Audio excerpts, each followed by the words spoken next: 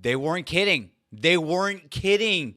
It's getting emotional, people. I am telling you, each and every week, it is getting crazy. A lot of stuff has happened. Listen, before we jump into it, I want to say Infinity Joe, he's out tonight, but don't worry, he will be back next week. So before we jump into this, it just goes without saying, if you like this video, go ahead and give it a thumbs up and go ahead and subscribe to my channel because I would greatly appreciate that. And let's go ahead and get started and talk about episode 35, The Requiem Quietly Plays, Part 2. And listen, where we last ended off, we saw Diavolo / Bruno coming to save the day, and he ended up chopping off Chariot Requiem's arm for that arrow. And we see Bruno pretty much saying, okay, what has happened here? That listen, if his soul is in Diavolo's body, then therefore Diavolo should be in Bruno's body. And he also learns that the arrow is the key to solving all of this. So as we try to figure out what is going to happen, what is happening right now? His stand is attacking himself. What is going on? And they can't pick up the arrow. We don't know why. And then the whole gang just has to sit back and realize, listen, Chariot Requiem is leaving.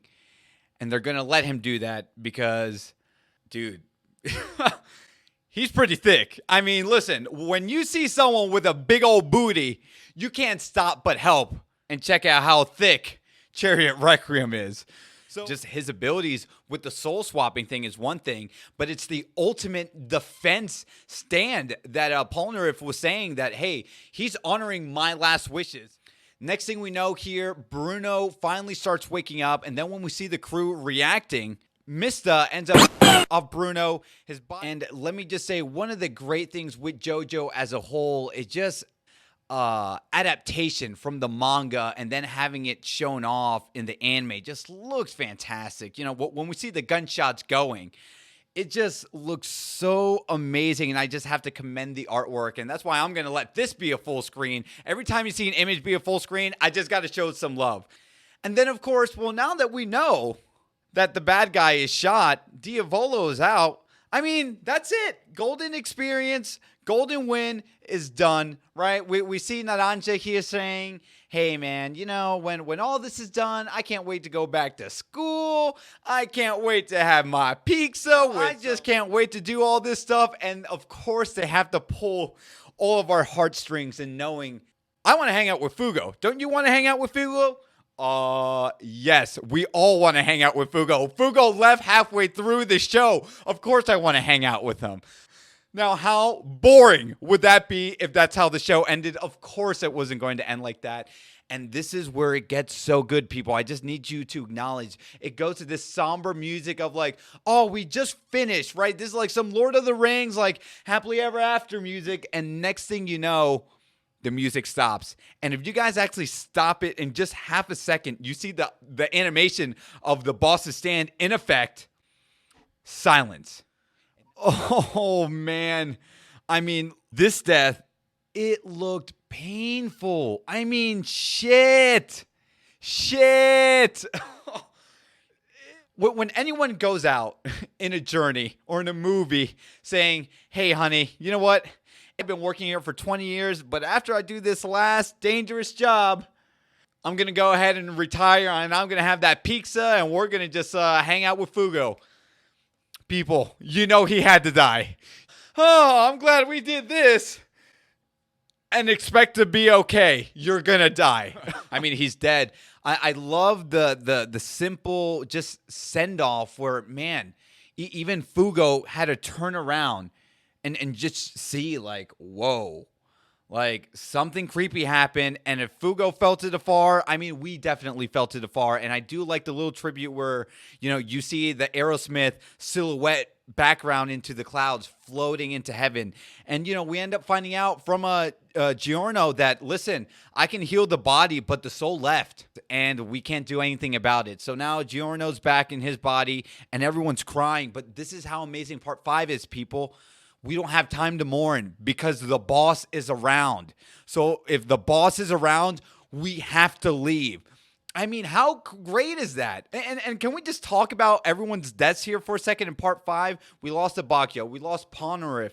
We lost Bruno. And now here we are with Narancia. And let me just say, although I love part 4, and part 4 is currently my favorite JoJo, we only had one character death, and he wasn't really that important to me. I'm sorry. Yeah, sorry, dude.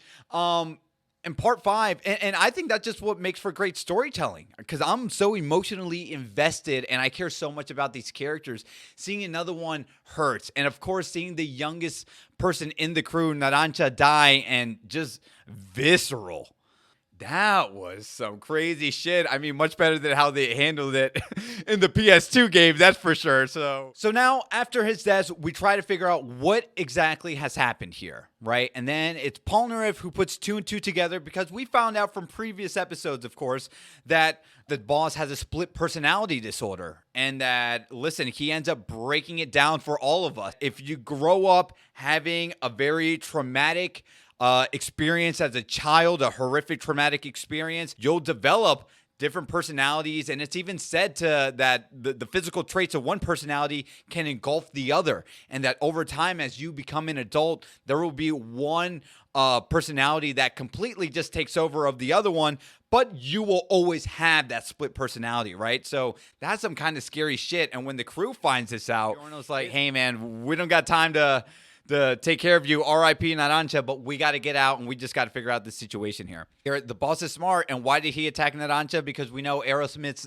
radar ability is going to track it down, so that's why he had to be put out first. So as the crew leaves, and by the way, I got to show this picture one more time, because seeing the crew like this, again, another like great comic image, looks absolutely fantastic. So I got to show this off again. This just looks absolutely beautiful. So as the crew runs out, we end up finding out from Bruno, and we see the animation play out, of course, that Chariot Requiem, he has no emotion. He's actually pretty weak. He's frail. However, his stand has a physical form. His ultimate defense, and just kind of living out Polnareff's last request to like hold on to this arrow as tight as you can, is some serious business. Yeah, Giorno tries to touch the arrow, and of course it doesn't work. And then Polnareff's come up with the idea, well, wait a minute. Okay, so stand users can't touch it, but what about the non-stand users, right? Polnareff's, because he's inside the turtle's body now, he ends up picking it up, and he's like, hey, guys, pick this up. He's struggling, and then that's how the episode ends. And man, again, people, there's only 4 more episodes after this. Is it going to stop after episode 39? I mean, who saw this coming? I definitely go ahead, like, subscribe. Thank you guys so much for watching this. Take care, everyone, and yeah, see ya.